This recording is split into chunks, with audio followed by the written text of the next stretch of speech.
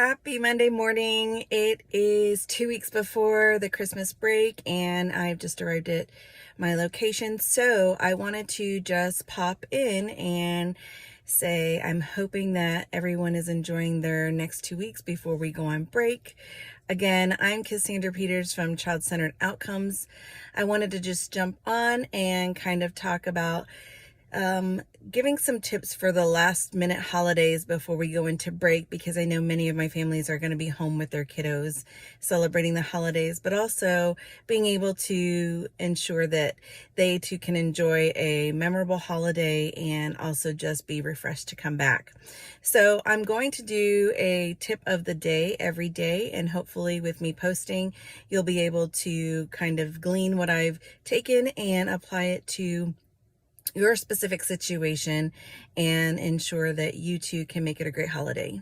So tip number one, what I'm going to say to all of my parents is to make sure that you have all of the information as our children are going into break, so that if we have any step words back as far as regression, these are one of the highlighted points that we look at when we are discussing extended school year. So this is one of the things that you too can collect the information on and be able to submit as part of the documentation to be considered for extended school year services.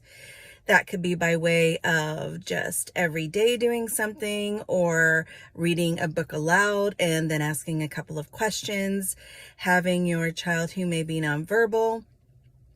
reading a book and then having them point to particular aspects of who is the main character, even as small as what color is the person in the red dress wearing, and you can almost front load that information so that they can point and be exact about their information that they are receiving. Again, these are just swift, quick tips that parents can do at home, and also just be able to collect some of that formative information, is what we refer to it as in the educational field, to help their children when we get back to school and start deciding if your child in fact is in need of extended school year services. Again, if there are any critical life skills that your child continues to need, like toileting or feeding needs or changing needs, those are things that you can document as well, with a regular toileting schedule and marking off what that child does on a frequented basis, and if they need assistance or if they don't, if they're independent.